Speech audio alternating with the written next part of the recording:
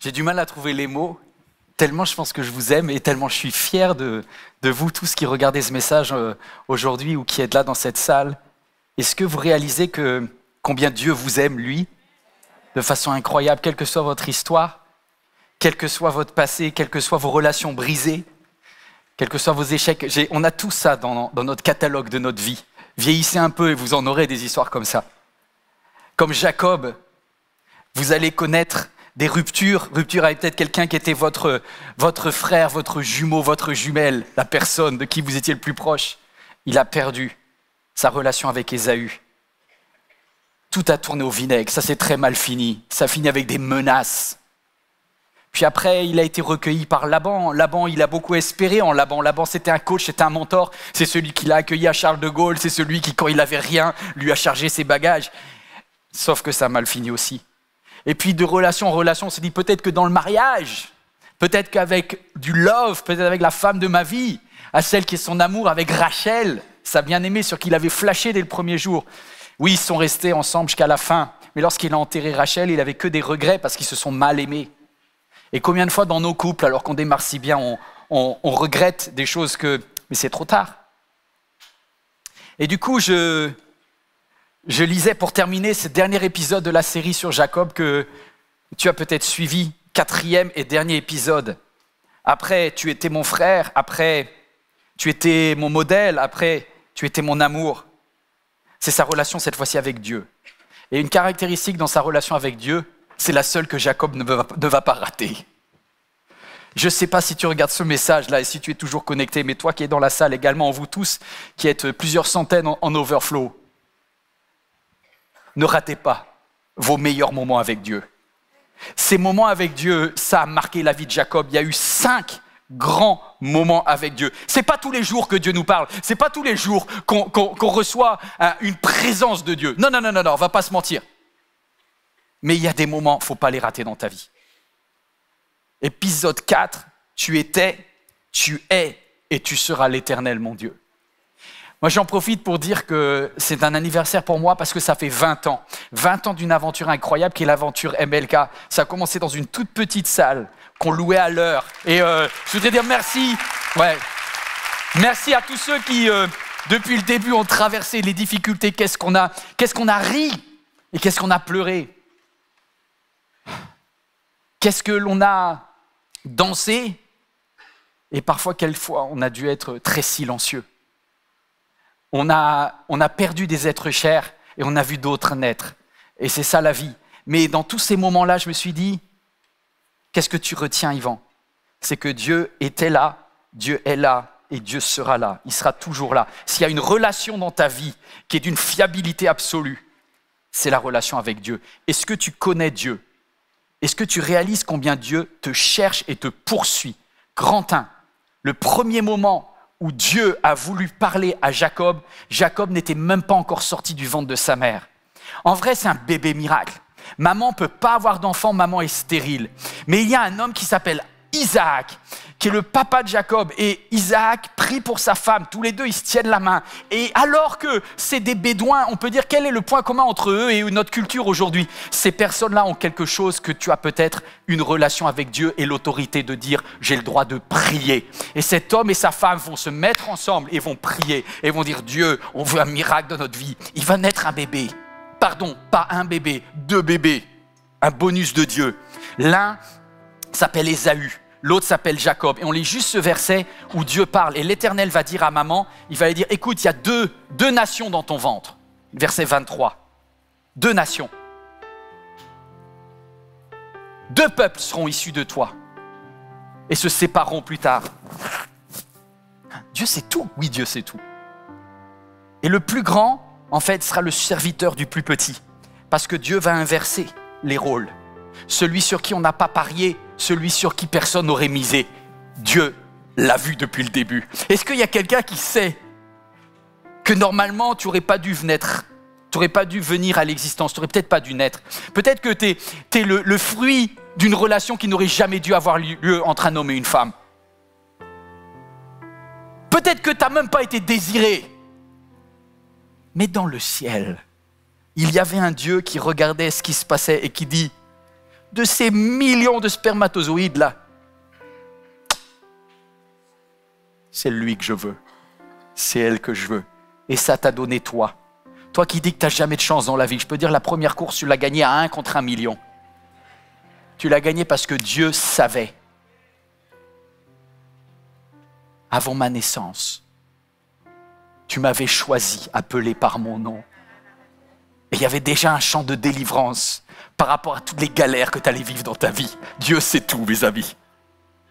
Et puis il va y avoir un deuxième moment où Jacob va entendre Dieu. Vous savez, le deuxième moment où Jacob va entendre Dieu, c'est cette fois-ci, il est adolescent. Les années ont passé, il est même jeune adulte, il doit avoir la vingtaine. Et il fait un saut vers l'inconnu. Il ne sait pas, mais il va être accueilli dans la famille de Laban. Et c'est un pays qu'il ne connaît pas, une langue qu'il ne connaît pas, une culture qu'il ne connaît pas. Il est vraiment perdu. Est-ce que ça t'est déjà arrivé de faire un saut dans l'inconnu comme ça? Dans ces moments-là, Dieu veut se révéler à toi. Et Dieu a un objectif, que tu comprennes qui il est et que tu comprennes son amour pour toi est inconditionnel. Et je peux vous dire, c'est une phrase que peut-être tu as entendue et qui est là et qui n'est pas descendue jusque-là. Il n'y a rien de plus difficile pour moi que d'accepter un amour inconditionnel. Jacob prit la direction de Charan, il se coucha dans un endroit, il fit un rêve. Et il vit comme une échelle qui était appuyée sur la terre et dont le sommet touchait le ciel. Et là, il va voir des anges qui se déplacent. La gloire de Dieu, il dit même l'Éternel se tenait au-dessus de cette échelle. Et Dieu va lui parler, il va lui dire, je suis l'Éternel, le Dieu de ton grand-père Abraham, le Dieu d'Isaac, ton père. Mais écoute bien, je vais être ton père à toi. La terre sur laquelle tu es couché, je te la donnerai à toi et à ta descendance. Et toutes les familles de la terre seront bénies en toi et en ta descendance. C'est la promesse de Dieu. Je suis moi-même avec toi. Je te garderai partout où tu iras. Je te ramènerai dans ce pays et je ne t'abandonnerai pas tant que je n'aurai pas accompli ce que j'ai dit. Ce que Dieu dit, il le fait. Et il y en a qui vont me dire, mais qu'est-ce que Jacob a fait pour mériter une telle faveur, un tel cadeau de Dieu? Écoute bien, rien. Rien. À ce moment-là de sa vie, Jacob est un ado qui a trompé papa. Il a arnaqué son père. Il s'est déguisé pour prendre la bénédiction de son frère. Il a créé des conflits sans fin dans la famille. Il est parti en vrac. Il a des tonnes de culpabilité. Je ne sais pas si quelqu'un se dit, avec toute la vie que je viens de mener, je ne vois pas comment Dieu pourrait avoir envie d'être mon Dieu.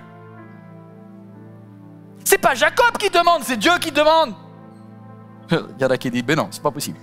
Il faut d'abord que Jacob se sanctifie. Il faut d'abord que Jacob fasse du jeûne, de la prière, qu'il fasse des offrandes, qu'il fasse des dons. Alors, non! Non! Jacob se réveilla et dit, c'est certain, l'Éternel était dans cet endroit, la Shekinah, la gloire de l'Éternel était là. Et je ne le savais pas. Et je ne le savais pas. Il eut peur. Et il dit que cet endroit est redoutable, c'est ici que se trouve la maison de Dieu. Et ça va donner la ville de Bethel qui existe encore aujourd'hui. Puis il fit un vœu et il dit, si Dieu est avec moi, si Dieu me protège au cours du voyage que je suis en train de faire, s'il me fournit de quoi manger et me vêtir, si je reviens sain et sauf chez mon Père, alors, si toutes ces conditions sont remplies, l'Éternel sera mon Dieu. Et vous savez, c'est beau et c'est triste à la fois. C'est beau parce que Jacob va faire un deal avec Dieu et il est sérieux, il est sincère. Et il y a peut-être quelqu'un qui a voulu faire ce genre de deal avec Dieu. C'est bien. Mais c'est immature. C'est immature. Permettez-moi de vous dire quelque chose. Dieu n'a pas besoin de faire une négociation avec toi pour t'aimer. Faites tout ce que Dieu a promis à Jacob. Il lui a dit, Jacob, je te promets que je serai avec toi, tu auras ma présence. Dieu a dit à Jacob, je te protégerai contre tous tes ennemis, je serai ta protection. Et Dieu a dit à Jacob, je te donnerai de quoi prospérer, je serai ta provision. Quelle est la condition que Dieu a mis comme verrou pour cette promesse? Rien. Et c'est ça que j'accepte pas. Et c'est ça que Jacob n'accepte pas. Et c'est ça que tous les hommes et les femmes sont immatures. Et ils croient qu'avec la religion, ils vont pouvoir marchander avec Dieu. Mais Dieu ne marchande pas. Dieu donne parce qu'il le veut bien. Arrête la mentalité L'Oréal, là, parce que je le vaux bien. Mais mon chéri, tu vaux rien du tout. Je vaux rien non plus. Tu peux faire comme ça avec tes cheveux. Ça ne changera rien. Tu n'impressionneras pas le Dieu du ciel et de la terre. Mais par contre, je vais te dire une chose. Parce qu'il le veut bien, il a choisi de te donner la possibilité aujourd'hui, à toi qui regardes ce message, d'être son père, d'être ton père.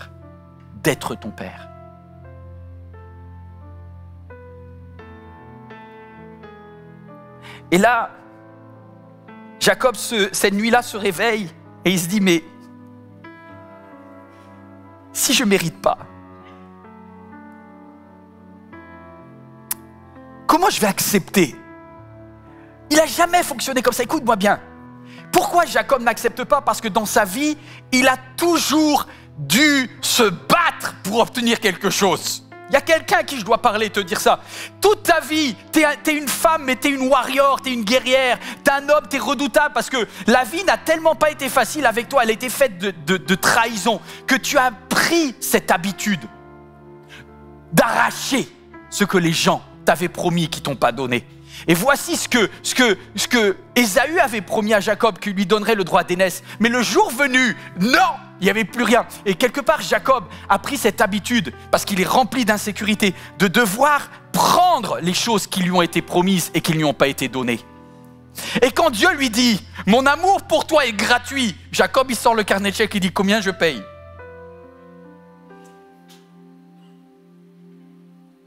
Combien je paye?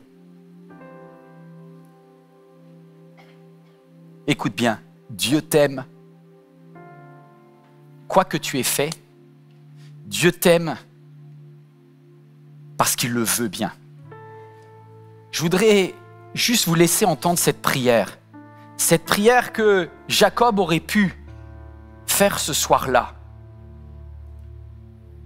lorsqu'il était seul face à Dieu.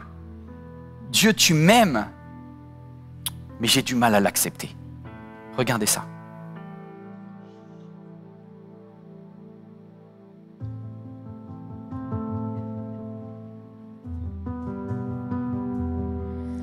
J'ai souvent cru que seul amour ardent toujours pourrait durer. Consumé par tous mes rêves d'enfant, je me suis enfumée. Mais tu es là. Et sans fin tu recolles les morceaux de mon cœur brisé. Chaque pas que tu lances vers moi m'éloigne de ton cœur. Et tous les mots doux sortant de ta voix pour moi ne sont que l'heure. Mais tu es là. Qu'importe la violence de mes peurs, tu me rappelles. Tu m'aimes sans trêve, tu me lâches pas. Quand pour toi je peine à ouvrir mes bras. Qu'importe si je ne le comprends pas, pourquoi t'en donner pour quelqu'un comme moi? Tu m'aimes quand même sans me laisser le choix.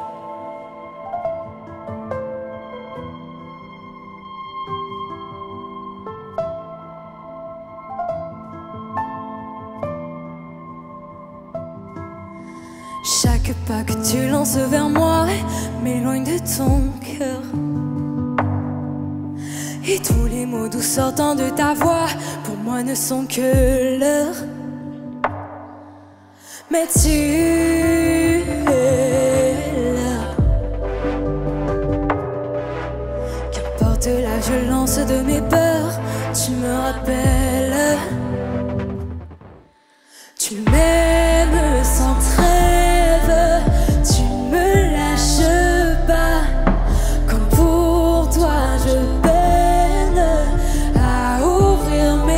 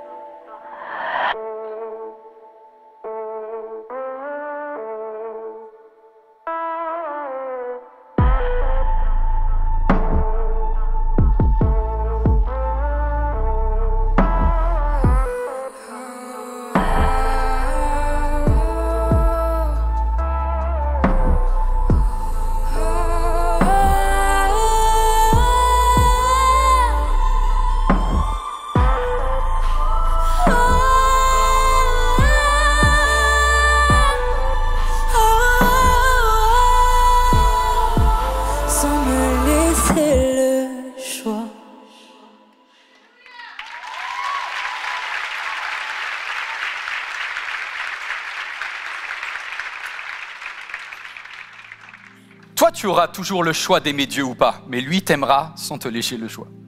Vous voyez la différence en fait? Nous, on a le choix de répondre ou pas. Dieu te forcera jamais à l'aimer. Mais lui t'aimera de façon inconditionnelle. C'est dur ça. Ça, c'est la deuxième révélation que Dieu va faire à Jacob. La troisième révélation, c'est avant de rentrer chez lui. Alors on fait un pas dans le temps. C'est 20 ans plus tard. C'est un moment où Jacob a eu le temps de rouler sa bosse. Et il a connu ce que c'est que la vraie vie. Avec un leader qui l'a suivi, qui s'appelait Laban. Et Laban l'a roulé dans la farine et Laban l'a volé. Et Laban lui avait fait des promesses qu'il n'a pas tenues. Et Laban a été vraiment quelqu'un de manipulateur. Et parfois, face à ça, face à un temps d'injustice, tu as le choix entre la colère ou la louange. La colère va vers les hommes, la louange va vers Dieu. Et en fait, ça va dépendre de à qui tu regardes. Et quel est le niveau de ta vision? Est-ce que tu regardes vers le ciel ou est-ce que tu regardes juste la terre? Et l'ange de Dieu m'appela, dit Jacob, dans un rêve. Et il prononça mon nom, il dit Jacob. Et j'ai répondu, oui, il dit lève les yeux. Regarde vers le haut, regarde pas comme les hommes regardent. Laban a essayé de te manipuler. Le troupeau qui aurait dû te revenir, le troupeau tacheté, le troupeau avec des bêtes de bicolores qui t'a été volé. Dieu l'a vu. Dieu l'a vu. Dieu a vu les injustices que tu as subies. Ce n'est pas ton combat. Ce n'est pas ton combat. Il y a dans le ciel un éternel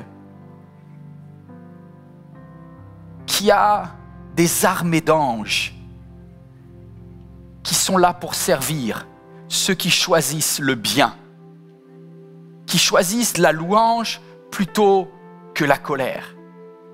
C'est pas facile ça, on a tous passé un moment dans notre vie, on a voulu se faire justice, mais tu verras le Dieu de justice intervenir pour toi quand tu regarderas vers le haut, pas vers le bas. Je trouvais merveilleux, c'est que l'ange lui dit « Jacob, on va te révéler quelque chose qui n'était pas visible humainement. C'est que dans le ciel, on a fait une modification génétique des brebis. Bien avant qu'il y ait des clonages humains, là. Dieu savait déjà comment faire des brebis spéciales. Il dit, j'ai fait, dit l'ange, de telle façon que tous les béliers ont donné un ADN spécial et maintenant te voilà riche. Parce que les projets qui avaient été faits contre toi ont été brisés et Dieu les a tournés à ton avantage. Tu n'es pas seul, Jacob. Écoute bien ce message, tu n'es pas seul. Dieu a donné des ordres à ses anges de veiller sur toi et ce que Dieu a dit, il le fait. Waouh! Et Jacob appela ce lieu Manaïm parce qu'il dit, je comprends qu'il y a deux camps. Il y a mon camp et il y a le camp de Dieu. Et les deux marchent l'un à côté de l'autre et ça sera la troisième révélation de Jacob. Manque pas les moments forts, tes moments de rencontre avec Dieu. Écoutez, on passe à la quatrième et avant-dernier point. Quatrième moment fort. Celui-là, je l'aime pas trop. C'est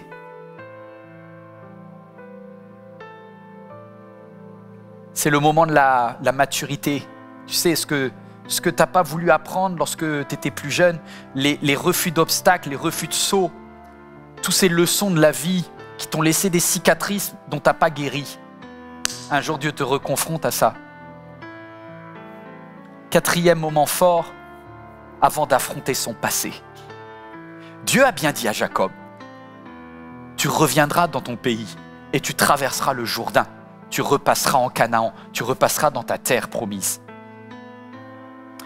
Mais arrivé au moment de le faire, Jacob, nous dit le texte, va amener ses troupeaux d'abord, il va amener ses serviteurs, il va même amener ses épouses, ses enfants, mais lui-même, nous dit le texte, au verset 23, dans la nuit, il se leva, il emmena tous les autres d'abord, mais au verset 24, il dit, après leur avoir fait traverser la rivière, le Jourdain, Jacob, lui, resta seul de l'autre côté.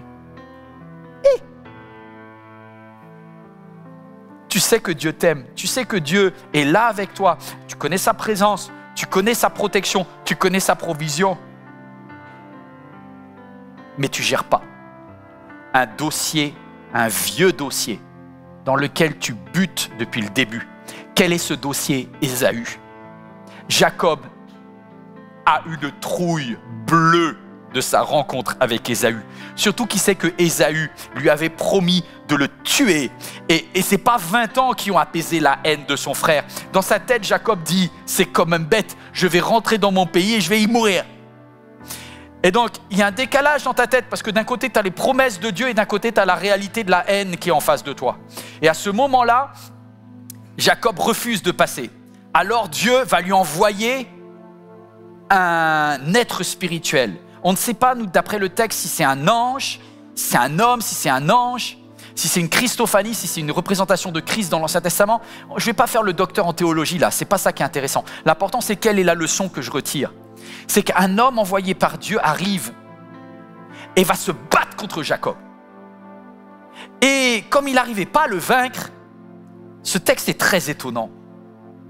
Parce que l'être spirituel va frapper Jacob et va lui démettre la hanche. Alors déjà, ça fait très mal sur le coup, mais surtout, ça fait de toi un boiteux derrière.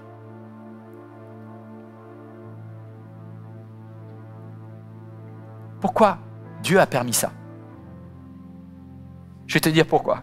Parce que Dieu connaît tellement son Jacob. Et il sait que Jacob, c'est un fuyard. Et qu'il y a des domaines que Jacob n'affronte pas. Jacob, face à Ésaü, est sur le point de prendre ses jambes à son cou et de courir pour faire ce qu'il a toujours fait, fuir. Et il y a ici quelqu'un qui regarde ce message, ou il y a quelqu'un ici dans cette salle qui n'a pas réglé un problème avec son passé et qui, à chaque fois qu'il y est confronté, n'a qu'un seul réflexe, la fuite. Et Dieu va taper pour que Jacob ne puisse pas retrouver son mécanisme de fuite.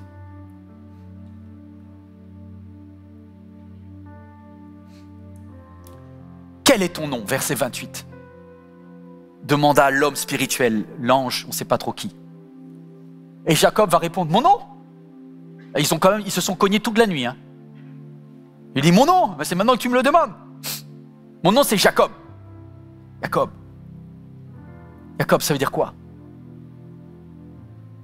Et je me suis dit, ça ne marche pas, je ne comprends pas.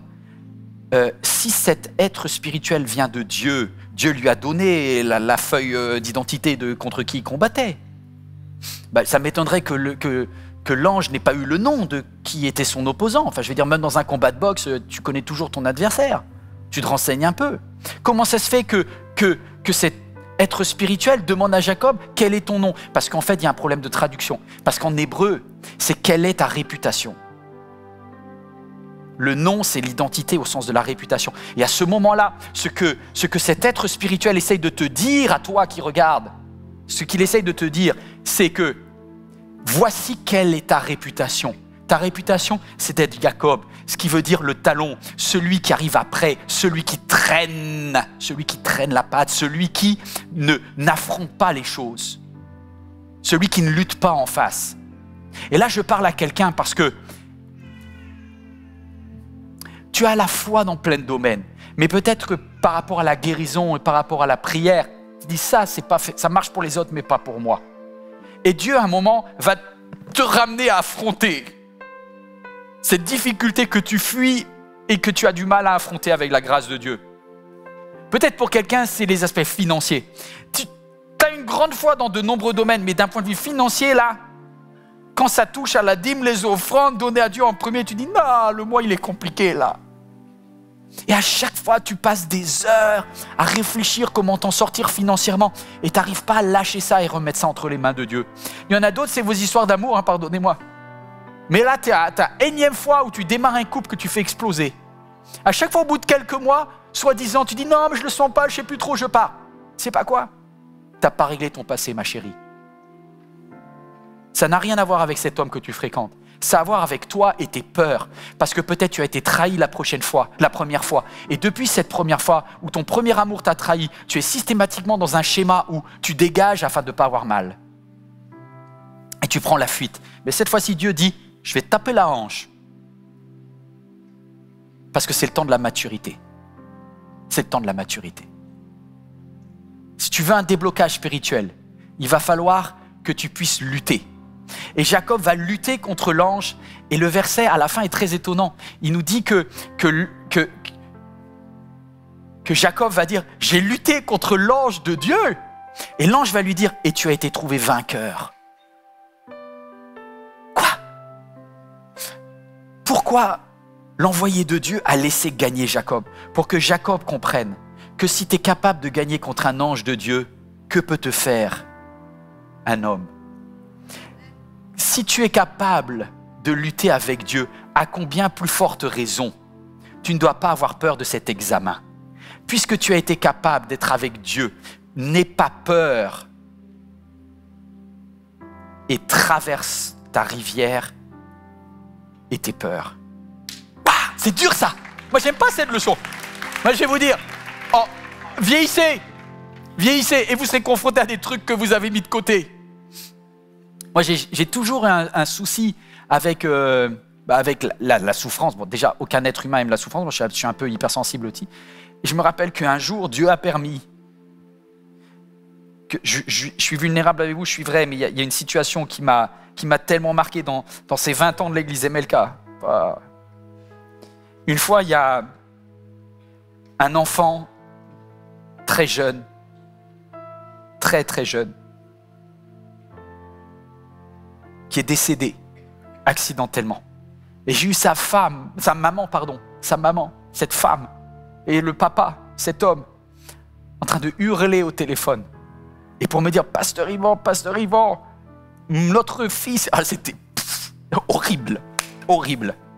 Je suis arrivé sur les lieux de l'accident. J'en ai fait des cauchemars. Et je me rappelle,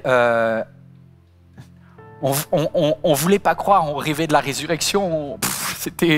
On priait et puis on dit que ta volonté soit faite, Dieu. Mais le jour de l'enterrement, ma femme, je rappelle, j'ai dit, chérie, vas-y tout seul. Moi, j'ai pas la force. Elle me dit, Yvan, c'est pas au sujet de toi, c'est au sujet de cette famille-là. Ils ont besoin qu'il y ait un homme et une femme de Dieu qui soient à leur côté, même si on n'a rien à dire. Moi, si on va juste pleurer avec eux, on a besoin. Je dis, mais moi, j'ai pas envie d'y aller. Parce que ça me met en vrac dans toutes mes peurs. Et à chaque fois dans ma vie, à chaque fois que quelqu'un est à l'hôpital, j'ai dû systématiquement travailler sur moi-même pour me dire c'est ok Yvan, on va aller prier pour qu'il y ait une guérison, mais et je travaille encore là-dessus. Et je vais vous dire, tant que j'ai pas passé la classe, Dieu me fera redoubler. Mais j'ai appris récemment à relâcher complètement la peur de la mort, la peur de la souffrance. J'ai relâché ça. Notamment avec le pasteur indien, vous vous en rappelez, qui a été kidnappé, qui a vu la mort de tellement près et que sa femme lui a dit, comme il avait des gardes du corps après, il a dit, qu'est-ce que... Ma chérie, j'ai peur de mourir. Et elle a dit, bah t'as qu'à mourir. Et il était choqué et il dit, c'était la parole de Dieu que ma femme m'a dite. Moi je traduisais à ce moment-là, je dis, comment ça c'est une parole de Dieu? Il dit, oui, parce que ma femme m'a obligé à me confronter à ma peur. Il m'a dit, et si tu meurs, il se passe quoi? Il m'a dit, bah je suis mort quand même. Et elle a dit, bah c'est ok. Depuis ce jour-là, il a dit, j'ai accepté la mort. Et j'ai franchi le Jourdain. J'ai pu rentrer dans le pays. Aujourd'hui, il en vit. Et il n'y a plus peur de ses ravisseurs et de toutes les personnes qui avaient mis un contrat sur sa tête. Toi, tu ne vas pas pouvoir vivre dans la peur toute ta vie parce que sinon tu ne grandiras jamais, d'accord? Je ne sais pas quel est ton géant, quel est ton Ésaü, quelle est cette personne que tu ne veux pas affronter.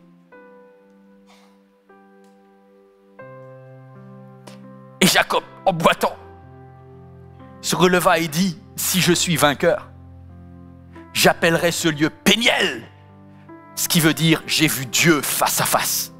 Et le lendemain, écoutez bien, juste un petit verset, il y a des petits mots dans la Bible qui sont tellement importants. Verset 3, Jacob passa devant les siens. Non, je veux vous le redire, vous n'avez pas compris. Parce que pour vous, ça ressemble à rien, mais pour lui, c'est énorme. Jacob passa devant les siens. C'est la première fois où Jacob va être en face. Et d'ailleurs, l'ange lui a dit, ton nom ne sera plus Jacob, ton nom sera Israël, celui qui lutte en face. Tu vas arrêter de fuir, tu vas grandir financièrement, tu vas grandir affectivement, tu vas grandir par rapport à la peur de la mort, tu vas grandir par rapport à la peur de cet examen, tu vas avoir le permis, tu vas te battre, tu vas y aller, tu vas arrêter de pleurer, tu vas y aller, tu vas y aller, tu vas aller voir cette personne qui t'a fait du mal, tu vas la regarder en face et tu vas lui dire c'est ok, tu vas lui serrer la main. Non, si. Et Jacob passe devant. Est-ce que ça veut dire qu'il a plus peur? Mais si, il a peur. Mais il a fait la paix avec Dieu. Et si Dieu l'a laissé en vie, il est invincible. Il va en face d'Ésaü et à sa grande surprise, en fait, Ésaü a changé. Ésaü tombe dans ses bras, ils se serrent l'un contre l'autre, ils vont pleurer ensemble comme des bébés, c'est magnifique. Mais ça, c'est possible parce que la maturité a percuté Jacob. Dieu te parle en cet instant et il te donne un rendez-vous. Est-ce que tu veux qu'il te frappe ta hanche pour comprendre que c'est la saison de la maturité, si tu veux rentrer dans Canaan? Fais attention parce que tu as prié pour que Dieu débloque des choses dans ta vie. Mais ça va te coûter une hanche. Parce que le réflexe de fuyard que tu as depuis le début, c'est pas envisageable pour rentrer dans Canaan. Si tu veux grandir, accepte d'affronter les difficultés qui défient ton caractère. Si tu veux grandir, je te laisse le temps de bien marquer. Accepte les difficultés qui défient ton caractère. Arrête de prier que Dieu enlève les ennemis. Non. C'est Dieu lui-même qui vient te battre. 5e et dernier moment, avant de mourir. Dernier saut, je vous quitte. Après, pendant 3 mois, vous ne m'entendrez plus à MLK. Donc je profite de mon dernier passage biblique avec vous. Après, moi-même, je vais chercher, comme Péniel, je vais chercher à voir Dieu face à face pendant 3 mois. Et je vous retrouverai en janvier. Mais 5e moment, avant de mourir, Jacob a l'objectif d'un dernier tête-à-tête avec Dieu.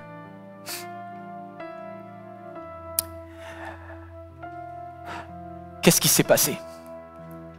Son fils bien-aimé, son préféré, son Joseph. Un jour,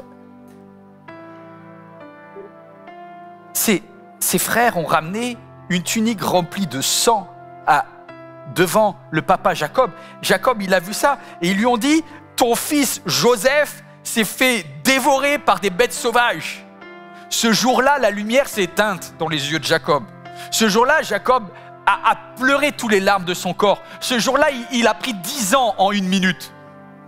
Et la saveur de la vie de Jacob a décliné.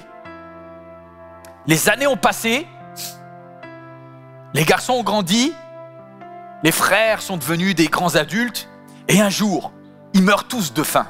Il n'y a plus de blé, il n'y a plus rien à manger dans le pays de Canaan. Soi-disant le pays de Dieu, il n'y a plus rien. Et là, on va lui dire, et c'est ses fils qui viennent lui dire, « Papa, on t'a menti. » Comment ça, on m'a menti?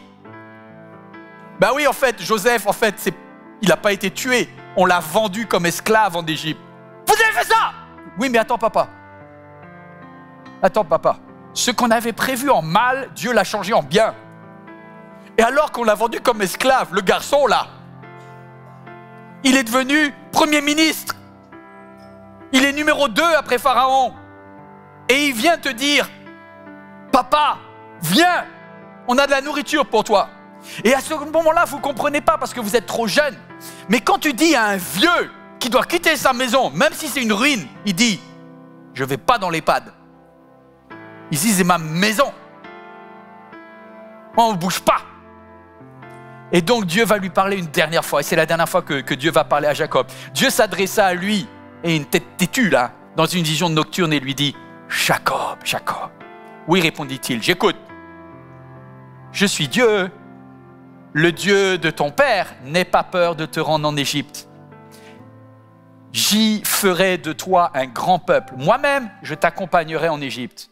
Moi-même aussi, je te l'assure, je t'en ferai revenir. Et c'est Joseph qui te fermera les yeux. Et sur cette parole, sur cette dernière révélation de Dieu, le patriarche Jacob va prendre les chameaux et tout, et va déplacer les tentes pour arriver en Égypte, où, après quelques années, sa santé déclinante, il se trouve allongé sur un lit. Et on lui dit, ton fils Joseph vient avec ses 2 enfants, avec ses 2 jeunes garçons, Manassé, son premier, et Éphraïm, son deuxième. Papa, avant de mourir, il faut que tu les bénisses. Vous imaginez, nous dit le texte, Israël rassembla, parce qu'il s'appelle Israël maintenant. Israël rassembla ses forces, Jacob Israël, et s'assit sur son lit. Israël tendit la main droite et la posa sur la tête d'Éphraïm, qui était le plus jeune. Et il posa la main gauche. Ah! Il a inversé. Papy, il a perdu la tête. Papy, il n'est plus là. Ça va fatiguer, énerver Joseph. Il nous dit que Joseph vit cela avec déplaisir. Et lui dit, papa, c'est pas bien, tu as inversé le droit d'aînesse. Le premier, c'est l'autre. Son père refusa et lui dit, je sais, mon fils, je sais. Lui aussi donnera naissance à un peuple. Lui aussi sera grand. Mais son frère, le plus jeune, le cadet, sera plus grand que lui et sa descendance remplira les nations. Expliquez-moi comment un homme qui a perdu la vue arrive à savoir quelle est la prophétie de Dieu pour ses enfants. Parce qu'il est rempli de Dieu. Et jusqu'à la fin, et c'est marrant parce que c'est la boucle qui se ferme, la boucle est bouclée. Toute cette histoire avait commencé avec un garçon sur qui on n'aurait jamais parié, un numéro 2 qui est devenu un numéro 1. Et cette histoire se termine avec un numéro 2 qui devient numéro 1. Ce que Dieu a décidé, rien ni personne ne pourra le détruire sauf toi-même. Sauf toi-même. C'est ta seule responsabilité dans la vie. C'est de faire ce que Jacob a fait, trop tardivement mais qu'il a fait. Reconnaître que l'Éternel était son Dieu, que l'Éternel est son Dieu et que l'Éternel sera toujours son Dieu. Jean Calvin, un des premiers plus grands prédicateurs protestants à Genève, a écrit ceci. Je parle de quelque chose qui est au XVIe siècle, hein, ça a plus de 500 ans. Et déjà, il dit à propos des gens qui fréquentent les églises, les temples, les paroisses, les synagogues, mais c'est vrai partout. Il dit, sur 100 enfants à qui les parents vont donner un vernis religieux, un peu d'instruction religieuse, j'en cherche un qui aura du zèle et une passion pour Dieu. Juste un.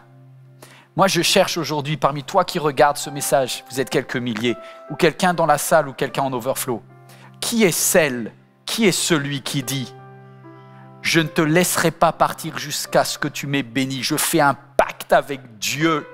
Tu étais, tu es et tu seras toujours mon Dieu. » Ce n'est pas une religion que je te demande d'avoir. C'est de mettre Dieu en numéro 1 dans ta vie, avant toute autre relation, avant toute autre activité. Est-ce que Dieu est le premier dans ta vie? La seule conséquence de cela. Dieu te bénira même si tu ne le fais pas. Mais si tu le fais,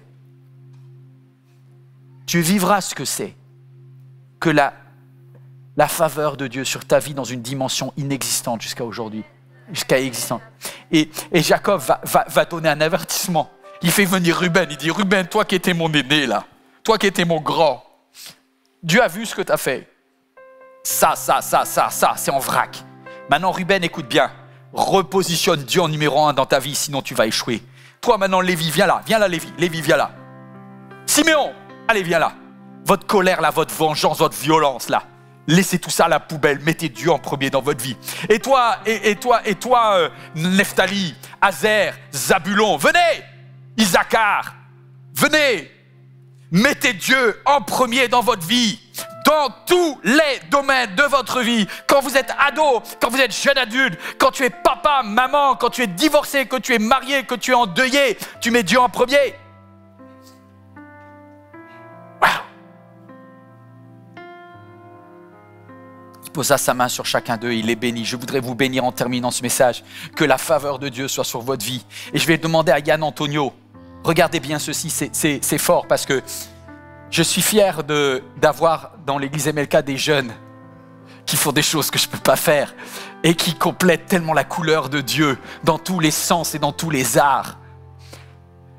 Yann Antonio est un champion de hip-hop, mais il a été appelé dans les plus grands philharmonies d'Europe, notamment aux philharmonies de Berlin, pour danser. Mais Yann Antonio, lorsque il m'a appelé il y a quelques jours, on se parlait au téléphone et il me dit, Yvan, l'endroit de mes rêves où je voudrais louer et danser. C'est pour Dieu. Et ça se révèle quand je dis, on le fait pour les 20 ans. On le fait pour les 20 ans. Alors il va vous proposer une chorégraphie qui fait la synthèse de la vie de Jacob, de son début, de ses doutes et de sa fin avec Dieu.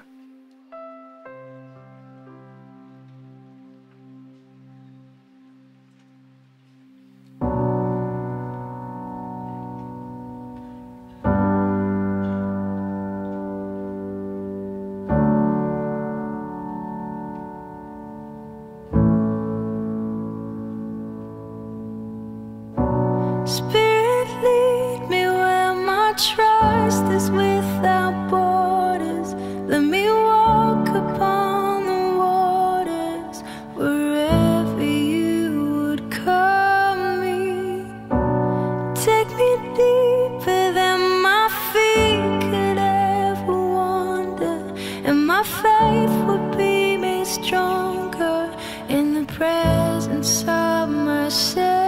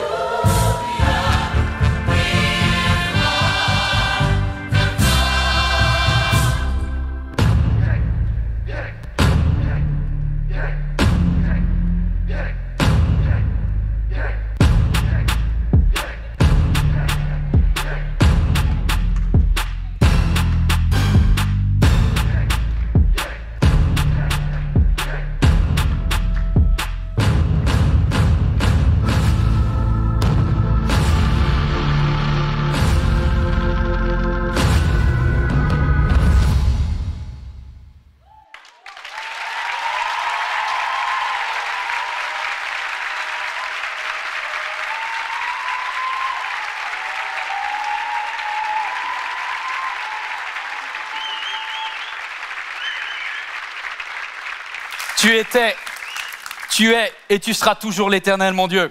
Y a-t-il quelqu'un en cet instant maintenant qui dit « Je ne veux pas rater mon rendez-vous divin. Je veux mettre Dieu en premier dans ma vie. C'est un moment de Dieu. » On peut fermer les yeux un instant. Et je vais demander à toute l'équipe de la chorale de venir derrière moi. Il y a ici, pas que des hommes et des femmes, il y a aussi des anges dans ce lieu. Toi qui es devant ton écran, toi qui es là en bas peut-être ou ici dans cette salle, Dieu est là et tu ne le sais pas et tu ne le réalises pas, mais tu es en train de le sentir un peu quand même. Y a-t-il quelqu'un qui en cet instant veut dire « Je veux faire un vœu, une promesse à Dieu. Je veux faire un pacte avec le Dieu vivant qui était, qui est et qui sera toujours. Moi et ma maison, nous servirons l'Éternel. Mes bien-aimés et toutes les générations, ceux qui nous ont précédés et ceux qui nous suivront, entonneront un cantique à l'agneau. » Est-ce qu'on peut se mettre debout en cet instant? Si quelqu'un veut faire un pacte avec Dieu, peut-être avec tout ton cœur, Dieu connaît à l'intérieur de toi. C'est pas au bruit que tu fais, c'est pas au geste que tu fais, c'est ta prière secrète de ton cœur que Dieu t'entend et en cet instant, il fait un pacte avec toi. Et les anges proclament: Tu es saint. L'univers entier proclame que Dieu est saint. Père, connecte-nous à toi. Merci pour toutes les chances que tu nous donnes dans notre vie. Seigneur, que ce moment soit gravé dans la vie de quelqu'un en cet instant, comme un moment où Dieu était là, où Dieu s'est approché et où Dieu a voulu connecter avec nous. Je te prie pour que quelqu'un saisisse ta main maintenant, au nom de Jésus. Amen.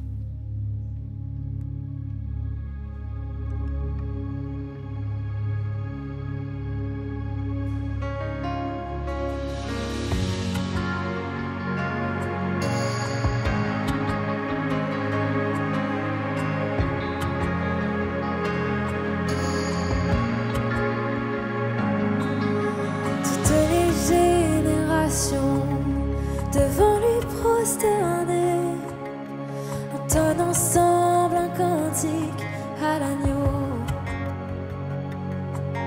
Ceux qui nous ont précédés et ceux qui nous suivront entonneront ce cantique à l'agneau. Ce cantique dit: ton nom est le plus grand, ton nom est tout puissant, ton nom est au-dessus de tout.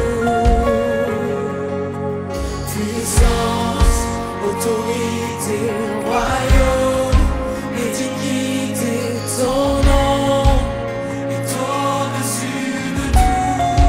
Et les anges acclament. Tu es saint, L'univers proclame. tu es saint. Tu es glorifié.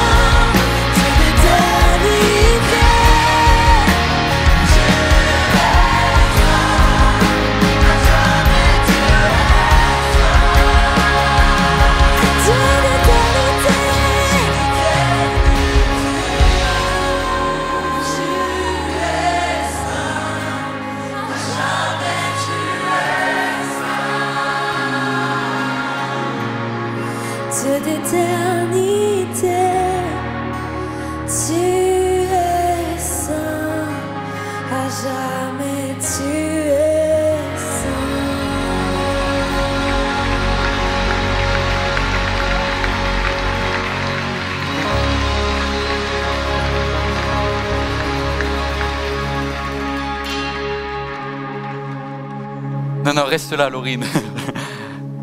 On vit des moments forts, en fait, quand Dieu est présent dans un lieu.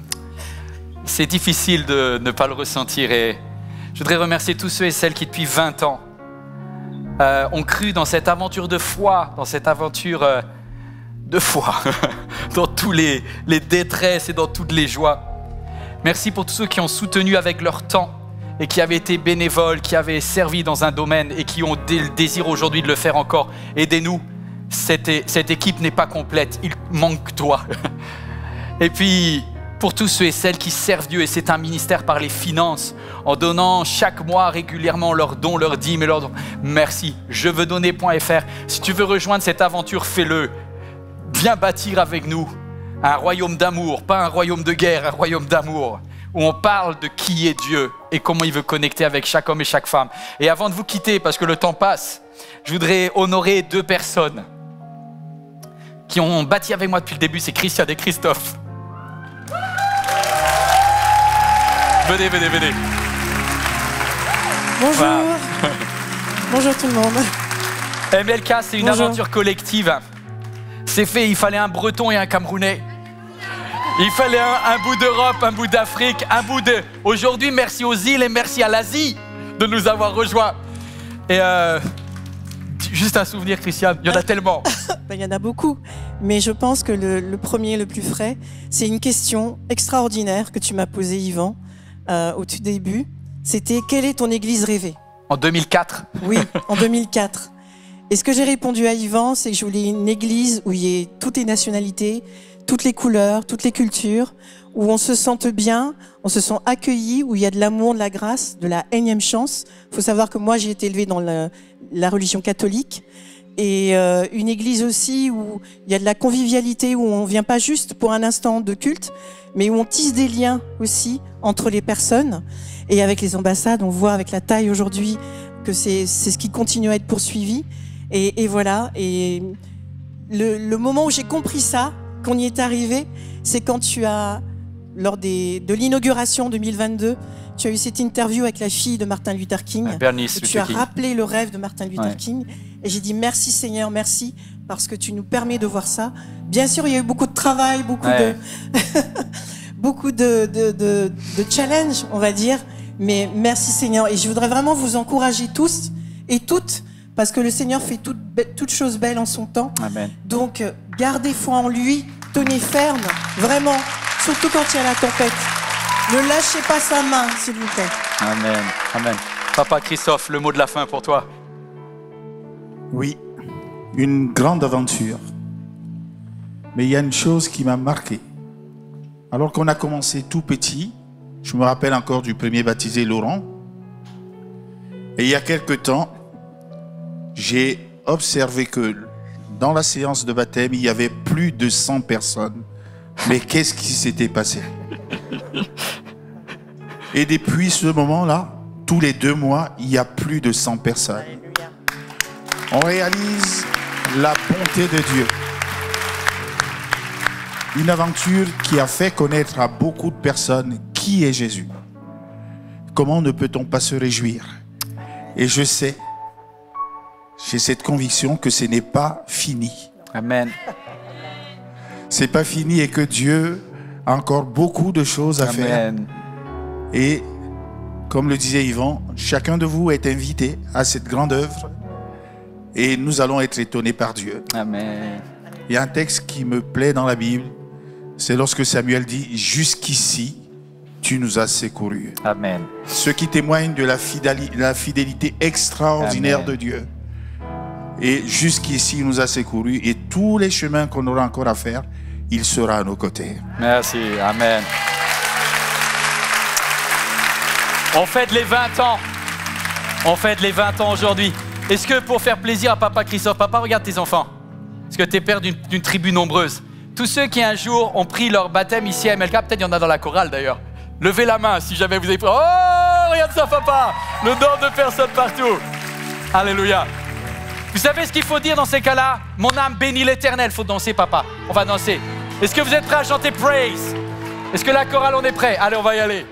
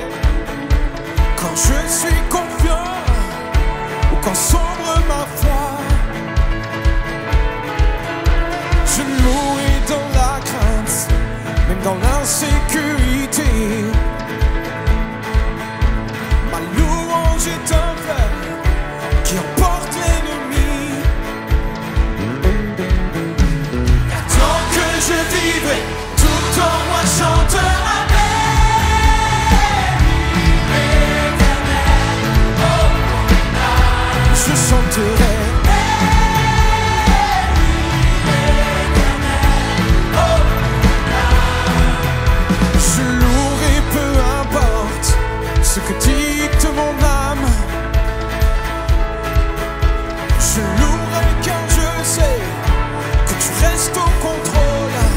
En tout temps, toutes circonstances, ma louange est une âme, plus qu'un simple chant. Ma louange est le cri qui a détruit Jéricho. Car tant que je vivrai, tout en moi chantera.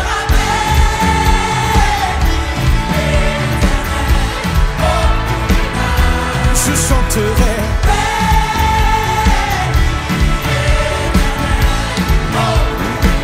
J'élève ma voix, j'élève ma voix. Mon Dieu est vivant, il n'arrêtera ma louange. Alors,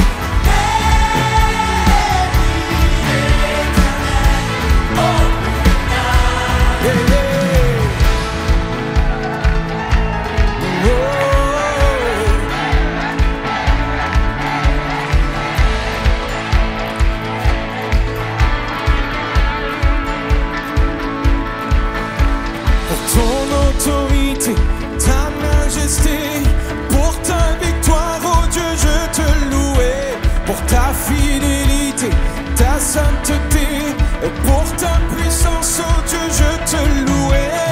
Ton autorité, ta majesté, pour ta victoire, oh Dieu, je te louais, pour ta fidélité, ta sainteté.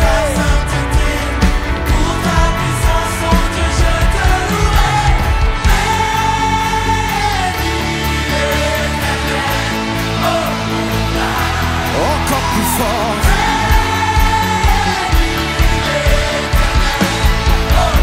Encore plus fort.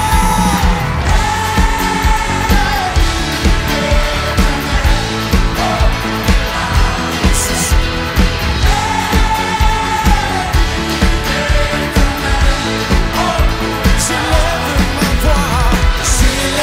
ma voix, Dieu est vivant, n'arrêtera ma louange. J'élève ma voix, Dieu est vivant, n'arrêtera ma louange. J'élèverai encore ma voix, Dieu est vivant, n'arrêtera ma louange.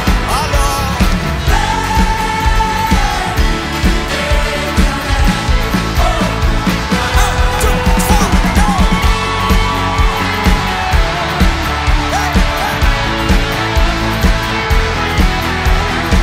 je louerai l'Éternel, je louerai l'Éternel. Que ceux qui vivent et qui respirent louent son nom, louent son nom. Que ceux qui vivent et qui respirent louent l'Éternel, louent l'Éternel. Que ceux qui vivent et qui respirent louent son nom, louent son nom. Que ceux qui vivent et qui respirent louent son nom, louent son nom.